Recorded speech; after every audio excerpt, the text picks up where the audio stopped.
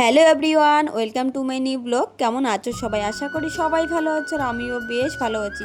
তো আবারও তোমাদের সঙ্গে একটা ব্লগ নিয়ে চলে আসলাম। তো এই ভিডিওটা ছিল শ্রাবণের দ্বিতীয় সোমবারের সকালবেলার ভিডিও। তো আমরা বাড়ির সব কাজকর্ম সেরে এখন কিন্তু যাব মন্দিরে পুজো দিতে। আমাদের বাড়ি থেকে যেহেতু মন্দির বেশি একটা দূরে না, তো দেখো আমরা কিন্তু রেডি হয়ে গেছিলাম। ওই দুপুর 12টা-1টার দিকে কিন্তু আমরা মন্দিরে যাইতে নিছি। তো জোজোকে কিন্তু প্রথমে রেডি করিয়ে দিয়েছিলাম, তারপর কিন্তু জোজো আমাদের সাথে যায়নি, কারণ প্রচণ্ড রোদ উঠে গেছিলো আর গরমে দুপুরবেলা ওর ঘুমানোর সময় হয়েছিলো। তারপর ওকে কিন্তু আমার শাশুড়ির কাছে রেখে তারপর কিন্তু আমরা চারজেই বেরিয়ে পড়লাম মন্দিরে যাওয়ার জন্য। আর ভিডিওটা দিতে কিন্তু অনেকটা দেরি হয়ে গেল, কারণ আমার ছেলের কয়েকদিন থেকে শরীরটি ভীষণ খারাপ। মানে জোজো কয়েকদিন থেকে প্রচণ্ড জ্বরে ভুগছে, প্রত্যেক দিনও রাতে প্রচণ্ড জ্বর আসতেছে। ডাক্তার দেখেছি তবু সেরকম আর কি ভালো হচ্ছে না। ছেলের শরীর খারাপের কারণে ভিডিওটা কিন্তু এতদিন পর্যন্ত মানে মোবাইলেই ছিল, ভিডিওটা আর কি পোস্ট করা হয়নি। ভাবছিলাম পোস্ট করব করে কিন্তু করা হয়নি, যেহেতু জোজোর শরীরটা আর কি ভালো না, আর ছেলের শরীর খারাপ থাকলে তো মায়ের মন মস্তিষ্ক ভালো থাকবে না। তো এতদিন পর সামনে কিন্তু আবারও তৃতীয় সোমবার এসে গেলো, আমি কিন্তু এখনও পর্যন্ত ভিডিওটা তোমাদের সঙ্গে শেয়ার করলাম না। তো আজকে ভাবলাম একটু ভিডিওটা পোস্ট করে, যেহেতু গ্যালারিতে পড়ে আছে।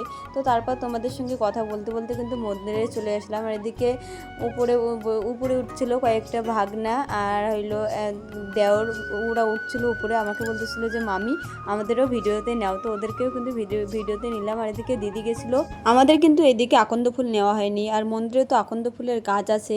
তো দিদি বললো যে গাছ যেহেতু আছে তো চলো কয়েকটা আকন্দ ফুল নিয়েছি। তো দিদি গেছিলো আকন্দ ফুল আনতে, আর দিকে গাছের মধ্যে কী জন্য দেখে ভয় পেয়ে পালিয়ে আসলো। তারপর কিন্তু কয়েকটা মানে ফুল পেয়েছিল, তো সবাই দুটো একটা করে নিয়েছে আকন্দ ফুল।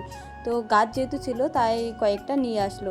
তো তারপর আমাদের কিন্তু এসে কিন্তু পুজো হয়ে গেছিলো, কারণ আমরা দুপুরবেলায় আসছিলাম আর এসে দেখি মন্দিরে সেরকম একটা ভিড় ছিল না। শ্রাবণের লাস্ট সোমবার দুটোতে যেরকম ভিড় হয় ওই রকম কিন্তু ভিড় আর কি থাকে না সামনের সোমবারগুলোতে।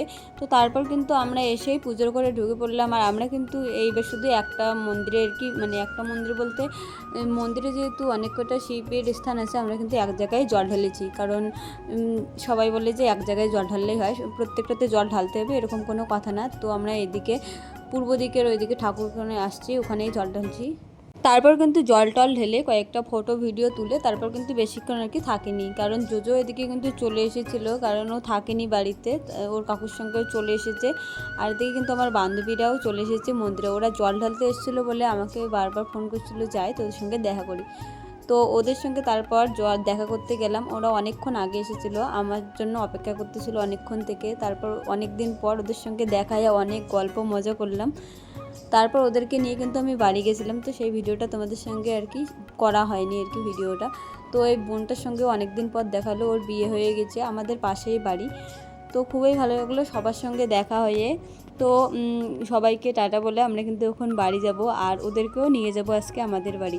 ওরা অনেকে দেখেছে, অনেকে আমাদের বাড়ি এখনও দেখেনি। আমাদের বাড়ি দুটো বান্ধবী দেখেছে আর কি, দুটো বান্ধবী দেখেনি। তো ওরা দেখেনি বলে বলতেছিল চল তাহলে যাই তোদের বাড়ি। তো সবাইকে নিয়ে গেছিলাম। তো আর তোমরা কে কে শ্রাবণ মাসে গোসানি মন্দিরে জল ঢালতে এসো অবশ্যই কিন্তু কমেন্টে জানিও। তো আজকের ভিডিওটা কিন্তু এটুকুই। তো তারপর কিন্তু অনেকটা বেলা হয়ে গেছিলো, আর দিদি যে ছোটো পুচকুটাকে বাড়িতে সেরে আসছে, তো তাড়াতাড়ি করে কিন্তু বাড়ি চলে গেলাম।